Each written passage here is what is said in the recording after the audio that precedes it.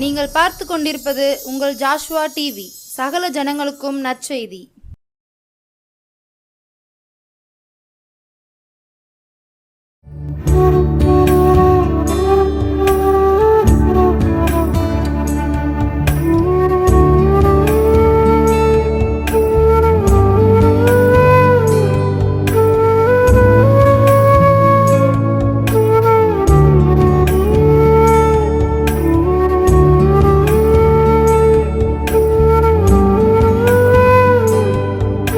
ஆண்டவராகிய இயேசு கிறிஸ்துவின் நாமத்தினாலே உங்கள் யாவரையும் அன்போடு வாழ்த்துகிறேன்.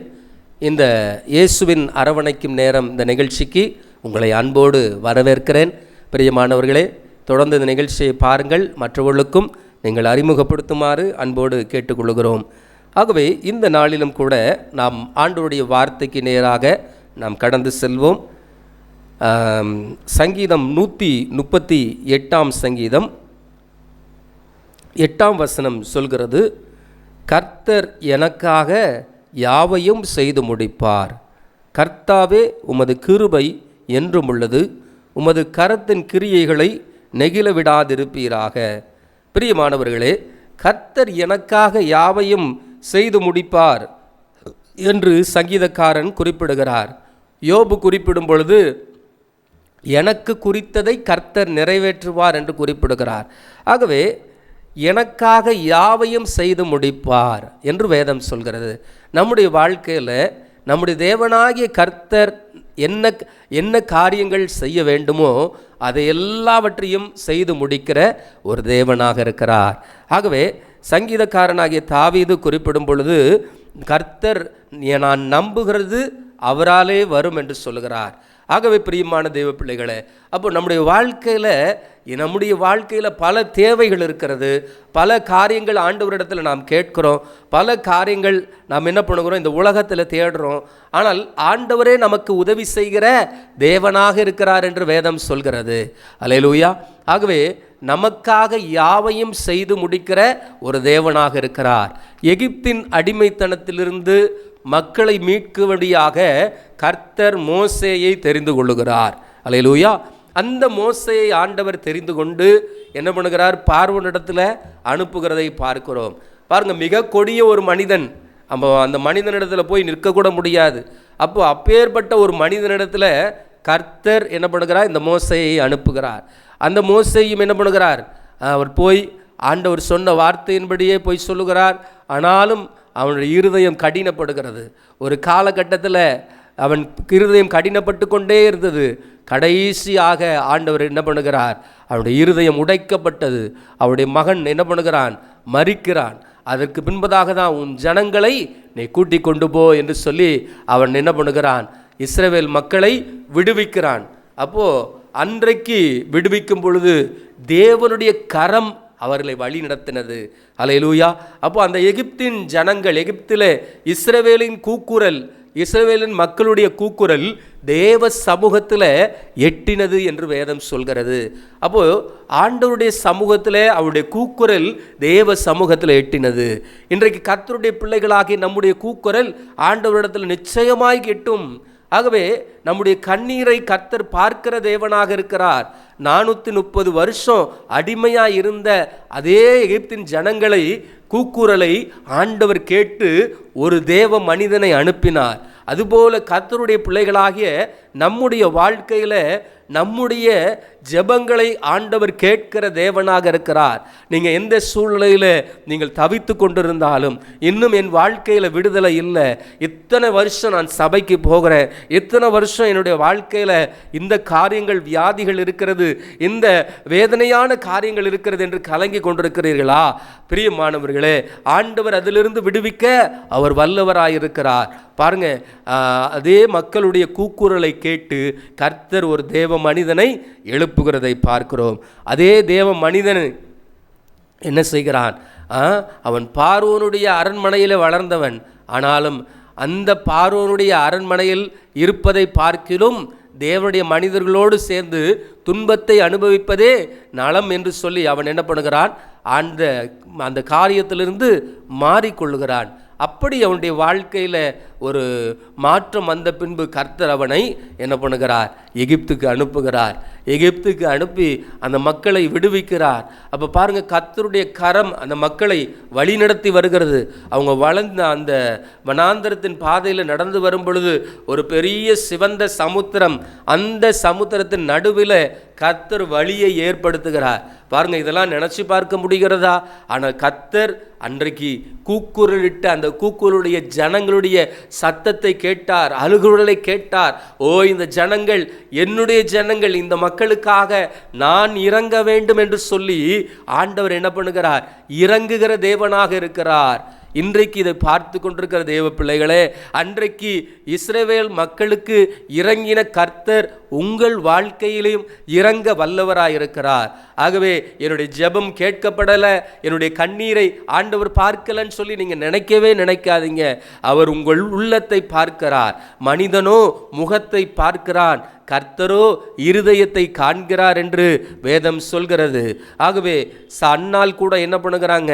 ஆண்டவருடைய சமூகத்தில் ஜெபிக்கும் பொழுது ஏலி என்ற ஆசாரியனுடைய பார்வையில் அவங்க என்ன பண்ணுகிறாங்க? குடித்து வெறித்திருக்கிறார்கள் என்று சொல்லி அவருடைய பார்வையில் இருந்தது. ஆனால் அவருடைய உள்ளத்தில் மன கிளேசமும் மனபாரங்களும் இருந்து ஆண்டவருடைய சமூகத்தில் அழுது கொண்டிருக்கிறாங்க. ஆகவே பிரியமான தேவ பிள்ளைகளே, அப்படி அழுது கொண்டிருக்கிற அந்த வாழ்க்கையை கர்த்தர் சந்தோஷமாய் மாற்றினார். ஆகவே உங்கள் துக்கம் சந்தோஷமாய் மாறும் என்று சொன்ன வார்த்தையின்படியே அன்றைக்கு எகிப்தின் அழுகுரலை கேட்ட தேவன் அதே மக்களை கர்த்தர் சிவந்த சமுத்திரத்தின் நடுவில் நடக்க செய்தார். ஆகவேதான் அந்த மக்களுக்கு ஆண்டவர் உணர்த்துகிறார், நான் எகிப்திலே அடிமையாயிருந்து உங்களை விடுவித்து வந்த கர்த்தர் நானே என்று என்ன பண்ணுகிறார்? அவர்களுக்கு உணர்த்துகிறார். இன்றைக்கு கர்த்தருடைய பிள்ளைகளாகிய நம்முடைய வாழ்க்கையில் எத்தனையோ ஆசீர்வாதங்களை நம்முடைய வாழ்க்கையில் தந்திருக்கலாம். ஆகவே ஒரு காலகட்டத்தில் வியாதியோடு நாம் இருந்திருக்கலாம், மரண படுக்கையில் இருந்திருக்கலாம். அதிலெல்லாம் கர்த்தர் நம்மை விடுவித்து இம்மட்டும் சுகமாய் வாழ வைத்திருக்கலாம். ஆனால் ஒரு சின்ன பிரச்சனை வந்தவுடனே ஆண்டவர் மறுதலிச்சு விட்டு என்ன பண்ணுகிறோம்? போய்விடுகிறோம். பிரியமானவர்களே, அப்படி அல்ல. அந்த பிரச்சனையில் விடுவித்த தேவன் இப்பொழுது இருக்கிற பிரச்சனைகளிலும் விடுவிக்க வல்லவர். ஆகவே தாவீது சொல்லுகிறார், கோலியாத்துக்கு முன்பதாக செல்லும் பொழுது ஒரு முறை சிங்கம் வந்தது, ஒரு முறை கரடி வந்தது, அவைகளை நான் என்ன பண்ணேன்? மாய்த்து போட்டேன், அவர்களை சாகடிச்சிட்டேன், விரட்டி விட்டேன், வாய்களை கிழித்து விட்டேன் என்று சொல்லுகிறார். அந்த கரடியின் கைக்கும் சிங்கத்தின் கைக்கும் தப்புவித்த கர்த்தர் இந்த கோலியாத்தையும் கைக்கும் என்னை தப்புவிப்பார், இந்த கோலியாத்தை என் கரத்தில் கொடுப்பார் என்று சொல்லி அவன் நம்பிக்கையோடு இருக்கிறான்.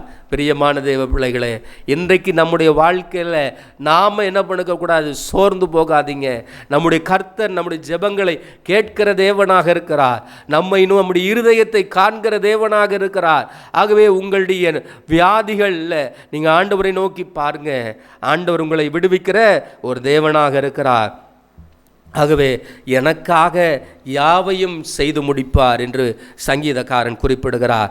ஆகவே பிரியமான தேவ பிள்ளைகளே, அந்த இஸ்ரவேல் மக்களை ஆண்டவர் கிருபையாக நடத்தினார். அவளுக்கு என்ன தேவை, என்ன காரியங்கள் தேவை, ஒரு உணவு தேவையான நேரத்தில் கர்த்தர் ஒரு கீழ்காற்றை வீச பண்ணி அவளுக்கு இறைச்சியை கொடுக்கிறார். பாருங்க, எவ்வளோ பெரிய ஒரு ஆச்சரியமான செயல்களை ஆண்டவர் இஸ்ரவேல் மக்களுக்கு செய்தார். அதே தேவன் இன்றும் ஜீவனோடு இருக்கிறார். உங்கள் வாழ்க்கையில் கிரியை செய்ய அவர் வல்லவராயிருக்கிறார். தேவைகள் சந்திக்கப்படும். பொருளாதார தேவைகளில் நீங்கள் கஷ்டப்பட்டு கொண்டிருக்கிறீர்களா? ஆண்டவராகிய இயேசுவின் வார்த்தை உங்களை சும்மா விடாது. நிச்சயமாக ஒரு விடுதலை உண்டு. ஆகவே தேவனிடத்தில் கேட்டிருக்கிற உங்கள் விண்ணப்பங்களுக்கு பதில் நிச்சயமாக உண்டு. உங்கள் கண்ணீருக்கான பலன் நிச்சயமாக உண்டு. பிரியமானவர்களே, நிச்சயமாக தேவன் நம்முடைய வாழ்க்கையில் அற்புதங்களை செய்கிற ஒரு தேவனாக இருக்கிறார். ஆகவே அவர் சொல்லுகிறார், எனக்காக யாவையும் செய்து முடிப்பார். கர்த்தாவே, உமது கிருபை என்றும் உள்ளது, உமது கரத்தின் கிரியைகளை நெகிழ விடாதிருப்பீராக. அல்லேலூயா. அப்போ நம்மை நெகிழ விடாத ஒரு தேவன் நம்மோடு கூட இருக்கிறார். ஆகவே எனக்கு அருமையான தேவ பிள்ளைகளை, ஆண்டவருடைய சமூகத்தில் அவரை நோக்கி பார்க்கும் பொழுது நம்முடைய முகங்கள் பிரகாசம் அடைகிறது. நாம் வெட்கப்பட்டு போவதில்லை. எந்த சூழ்நிலையிலும் நீங்கள் கலங்காதிருங்கள். எனக்காக யாவையும் செய்து முடிக்கிற தேவனுடைய வல்லமை நம்மை நிறைத்து கொண்டிருக்கிறது. அல்லேலூயா. ஆகவே அவரை நோக்கி பாருங்க. அவருடைய சமூகத்தில் இயேசு நம்மை கைவிடவே மாட்டார். ஆகவே நான் உன்னை விட்டு விலகுவதும் இல்லை, உன்னை கைவிடுவதும் இல்லை என்று வாக்கு கொடுத்திருக்கிறார். ஆகவே எந்த மக்களை ஆண்டவர் கரம் பிடித்து அழைத்தாரோ அதே ஜனங்களை ஆண்டவர் அழைத்து கொண்டு போகிறார். ஆகவே பிரியமான தெய்வ பிள்ளைகளே, அப்போ நம்முடைய வாழ்க்கையில் கர்த்தர் எனக்காக யாவையும் செய்து முடிப்பார் என்ற நம்பிக்கை, விசுவாசம் இருக்கிறதா? அல்லேலூயா. ஆகவே பாருங்க, எவிரு என்ற ஒரு மனிதனுடைய ஒரு மகள் என்ன பண்ணுகிறாங்க, ஒரு வியாதி, மரணத்துக்கு ஏதுவான ஒரு அவஸ்தைப்படுறாங்க. அவங்க மறிச்சிருவாங்க, கிட்டத்தட்ட மறிச்சிருவாங்க என்று என்ன பண்ணாங்க, சொல்லிட்டாங்க. அப்போ உடனே எவிரு என்ன பண்ணுகிறான், ஆண்டவராகி இயேசுவை சந்திக்க வருகிறான். இயேசுவே, என் மகள் மரண அவஸ்தையாக இருக்கிறாள், அவளை மீட்டெடுக்க நீங்கள் வாங்க என்று சொல்லி கூப்பிடுகிறான். மத்தேயு சுவிசேஷம் 5ஆம் அதிகாரத்தில் இந்த மார்க்கு சுவிசேஷம் 5ஆம் அதிகாரத்தில் நீங்கள் பார்க்குறீங்கன்னா இந்த சம்பவம் இருக்கும்.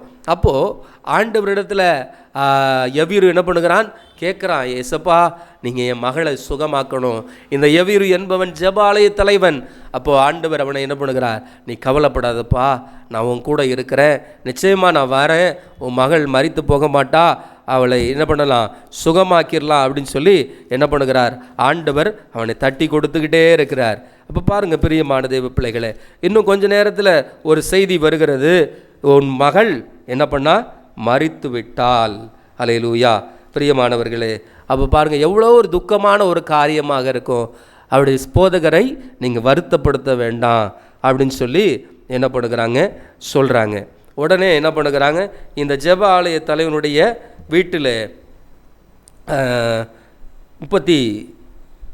35ஆம் வசனம் சொல்கிறது, அவர் இப்படி பேசி கொண்டிருக்கையில் ஜெப ஆலய தலைவனுடைய வீட்டிலிருந்து சிலர் வந்து, உம்முடைய குமாரத்தை மரித்து போனால் இனி ஏன் போதகரை வருத்தப்படுத்துகிறீர் என்றார்கள்.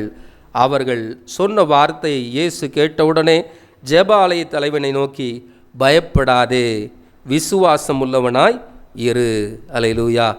பிரியமானவர்களே, அப்போ விசுவாசம் உள்ளவனாய் இரு என்று குறிப்பிடுகிறார். எந்த சூழ்நிலையில் மகள் மரித்து விட்டாள் என்ற செய்தியை அறிவிக்கும் பொழுது, அப்போ இந்த நிலையை பார்க்கும் பொழுது ஒரு சாதாரண மனிதனால் இதை என்ன பண்ண முடியாது, ஏற்றுக்கொள்ளவே முடியாது. ஆனால் ஆண்டவர் சொல்கிறார், பயப்படாதே, விசுவாசம் உள்ளவனாயிரு.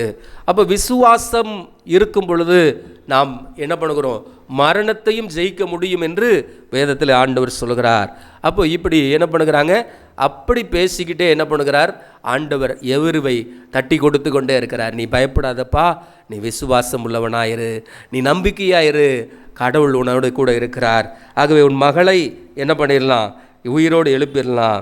அவர் பாருங்க, பேதுருவையும் யாக்கோபையும் யாக்கோபின் சகோதரன் யோவானையும் தவிர வேறொருவரும் தம்மோடு வருகிறதுக்கு இடம் கொடாமல் ஜெப ஆலய தலைவருடைய வீட்டிலே வந்து சந்தடியும் மிகவும் அழுது புலம்புகிறவர்களையும் கண்டு உள்ளே பிரவேசித்து, நீங்கள் சந்தடி பண்ணி அழுகிறதென்ற பிள்ளை மரிக்கவில்லை, நித்திரையாய் இருக்கிறாள் என்றார். அப்போ பாருங்கள் எவ்வளோ ஒரு காரியம். பிள்ளை மரிச்சு போச்சு, ஆனால் ஆண்டவர் சொல்கிறாரு நித்திரையாய் இருக்கிறாள். அப்போ அதே நேரத்தில் எல்லாரும் அழுது கொள்கிறவங்க, அங்கே இருக்கிற துக்கம் கொண்டாடுறவங்க எல்லாரையும் வெளியே அனுப்பிட்டு ஆண்டவர் என்ன பண்ணுகிறார், பிள்ளையின் கையை பிடித்து தலித்தாகுமி என்றார். அதற்கு சிறு பெண்ணே, எழுந்திரு என்று உனக்கு சொல்லுகிறேன் என்றார். உடனே சிறு பெண் எழுந்து நடந்தாள். அவள் 12 வயதுள்ளவளாயிருந்தால் அவர்கள் மிகுந்த ஆச்சரியப்பட்டு பிரமித்தார்கள். அல்லேலூயா. அப்போ பிரியமான தெய்வ பிள்ளைகளே, அப்போ எபிரனுடைய ஒரு காரியத்தில் கர்த்தர் என்ன பண்ணுகிறார், அவனுக்கு துணை செய்கிறார். அப்போ பாருங்கள், அதுக்கு முன்பாக பெரும்பாடுள்ள ஒரு ஸ்திரீ வராங்க, அநேக காரியங்கள் வருகிறாங்க. அது எல்லாம் முடிச்சுட்டு தான் ஆண்டவர் என்ன பண்ணுகிறார், அந்த எபிரனுடைய வீட்டுக்கே போகிறார். அப்போ ஆண்டவருடைய செயல்கள் சில வேளையில் தாமதமாக இருந்தாலும் அது நிச்சயமாய் நம்முடைய வாழ்க்கையில் நிறைவேறுகிறதா இருக்கிறது. ஆகவே கர்த்தர் எனக்காக யாவையும் செய்து முடிப்பார். அல்லேலூயா. அவர் வருவேன் என்று சொன்னவர் நிச்சயமாக போய் என்ன பண்ணுகிறார்? சுகமாய் அவர்களை எழுப்பினார் என்று சொல்லி பார்க்கிறோம். ஆகவே கர்த்தர் எனக்காக யாவையும் செய்து முடிப்பார் என்று வேதம் சொல்கிறது. ஆகவே இன்று இதை பார்த்து கொண்டிருக்கிற நம்முடைய வாழ்க்கையிலும் ஆண்டவர் பெரிய காரியங்களை அவர் செய்ய அவர் வல்லவராயிருக்கிறார். அப்போ யோபுடைய வாழ்க்கையில் எப்பேற்பட்ட ஒரு நிலையில் அவன் இருக்கிறான். ஆண்டவர் சொல்லுகிறார், அப்பா நீ என்ன பண்ணு, பயப்படாதே, கலங்காதே, நான் உன் கூட இருக்கிறேன் என்று சொல்லி என்ன பண்ணுகிறார்? அவரை தேற்றுகிறதை நாம் பார்க்கிறோம். அப்போ திரளான ஜனங்கள்லாம் அவரோடு கூட இருக்கிறதை பார்க்கிறோம். அப்போது ஆண்டவரிடத்தில் அவன் சொல்லுகிறான், எல்லாரும் சொல்கிறாங்க போதகரை வருத்தப்படுத்த வேண்டாம் அப்படின்னு சொன்ன மாத்திரத்தில் பயப்படாதே, விசுவாசம் உள்ளவனாயிரு. அப்போ இயேசு சொன்ன வார்த்தை பாருங்க, நீ பயப்படாதே, விசுவாசம் உள்ளவனாய் இரு. அப்படி என்றால் நீ என்ன பண்ணாத, பயப்படாத. இப்போ இன்றைக்கி எந்த காரியத்தை குறித்து நீங்கள் பயந்து கொண்டிருக்கிறீங்களோ அந்த காரியத்தை குறித்து இனி பயப்படாதீங்க, நம்பிக்கையாக இருங்க. நம்பிக்கையாக இருங்கன்னா என்ன? இயேசு அந்த இடத்துல வந்துட்டார், இனி அதில் ஜெயத்தை தருவார். அல்லேலூயா. இயேசு கிறிஸ்து உங்கள் வாழ்க்கையில் இருக்கிறாரு. என் வியாபாரம் இன்னும் விருத்தி அடையல, அப்படி பயந்து கொண்டிருக்கிறீங்களா? என்னுடைய வியாபாரத்தில் அவ்வளோதான் முடங்கி போயிடும் அப்படின்னு நினைக்கிறீங்களா? ஆண்டவராகிய இயேசு அந்த இடத்துல இருக்கிறாரு. ஆகவே எவ்விடத்தில் சொன்னார், பயப்படாதே, விசுவாசம் உள்ளவனாயிரு, விசுவாசம் உள்ளவனாயிருங்க. ஆகவே இந்த பார்த்து கொண்டிருக்கிற தேவ பிள்ளையே, நீங்கள் விசுவாசம் உள்ளவர்களாயிருங்க. இன்னும் இந்த பிசாசின் கிரியையிலிருந்து நான் விடுவிக்கப்படலை, என் குடும்பத்தில் எந்த காரியம் பார்த்தாலும் இந்த அசுத்தாவி என்னை நிறைத்து கொண்டிருக்கிறது, இப்படி என்று சொல்லி ஒரு பிரச்சனை போனால் ஒரு பிரச்சனை என்று சொல்லி மாறி மாறி சில போராட்டங்களில் தவித்து கொண்டிருக்கிறீங்களா? ஆண்டவராகிய இயேசுவின் வல்லமை இந்த வேளையில் உங்களை நிறைத்து கொண்டிருக்கிறது. ஆகவே பிரியமான தேவ பிள்ளைகளே, ஆண்டவராகிய இயேசு கிறிஸ்துவுடைய ஒரு தெய்வீக பிரசன்னத்தை நான் பார்க்கிறேன், உங்கள் இல்லத்தில் நிரப்பி கொண்டிருக்கிறது. அந்த அசுத்த கிரியைகளை எல்லாம் இப்பொழுதே விலகி கொண்டிருக்கிறது. ஹல்லேலூயா. Thank you Lord Jesus. Hallelujah. Thank you Lord. Glory to God. ஹல்லேலூயா. நிச்சயமாகவே விடுதலை உண்டு, உங்கள் வாழ்க்கையில் விடுதலை உண்டு. பயப்படாதிருங்கள், பயப்படாதிருங்கள். ஹல்லேலூயா. Thank you Lord. ஆகவே விசுவாசம் உள்ளவனாய் இருங்கள் என்று வேதம் சொல்கிறது. ஆகவே அப்படி என்றால் இனி என் ஆண்டவர் பார்த்து கொள்வார், அந்த நம்பிக்கையில் வாங்க. அல்லேலூயா. இன்றைக்கு என்னுடைய வாழ்க்கை எல்லா காரியத்தையும் என் இயேசு முன்னின்று நடத்த போகிறார், என் கரத்தை பிடிச்சு நடத்த போகிறார். இந்த வாரத்தில், இந்த நாளில், இந்த மாதத்தில் கர்த்தர் என்னை நடத்துவார் என்ற நம்பிக்கையோடு நாம் ஜீவிக்கும் பொழுது ஆண்டவருடைய செயலை நாம் பார்க்க முடியும். ஆகவே ஆண்டவரிடத்தில் கேளுங்க, ஆண்டவரை ஒவ்வொரு நாள் காலை வேளை எழுந்த உடனே கேளுங்க, ஏசப்பா என் கூட வாங்க. அல்லேலூயா. வேற எந்த காரியத்துக்கும் நீங்கள் முக்கியத்துவம் கொடுக்காதீங்க. ஒவ்வொரு நாள் காலை வேளையிலும் ஏசப்பா என்னை நிரப்புங்க, என்னை நீங்கள் நடத்துங்க, என் வாழ்க்கையில் நீங்களே பெரியவராயிருங்க, நீங்கள் நடத்துங்க சுவாமி, உங்கள் செயலை நான் பார்க்கணும். இந்த நாளில் கர்த்தருடைய செயலை பார்க்கணும். நான் உன்னில் மகிமைப்படுவேன் என்று சொன்னீங்களே, என் மூலமாக நீங்கள் மகிமைப்படணும்.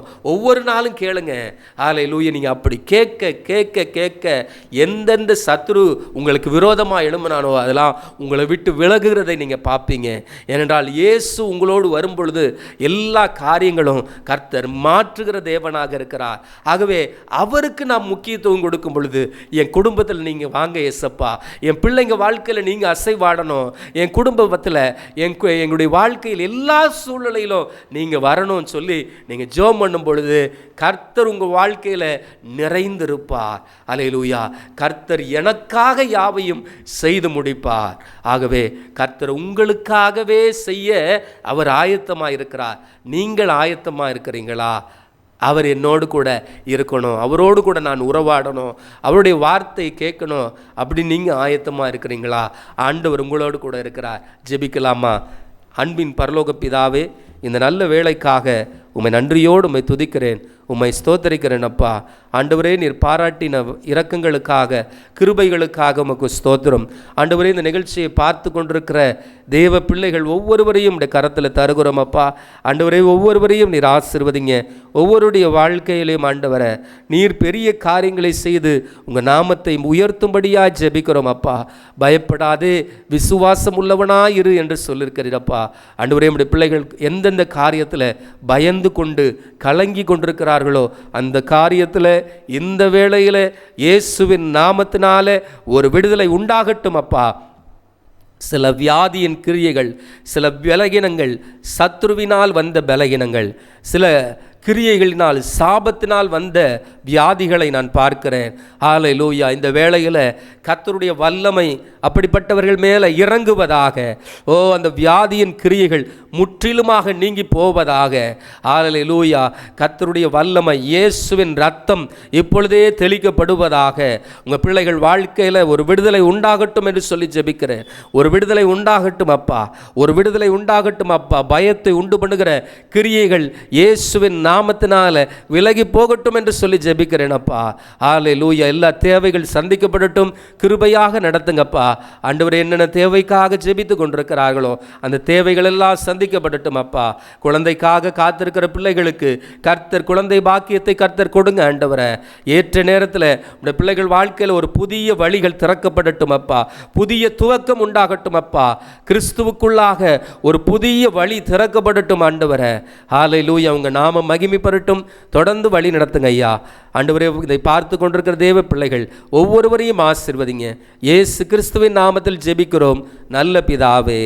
ஆமேன், ஆமேன், ஆமேன். ஹல்லேலூயா. கர்த்தர் உங்களோடு இருப்பாராக. ஆமேன்.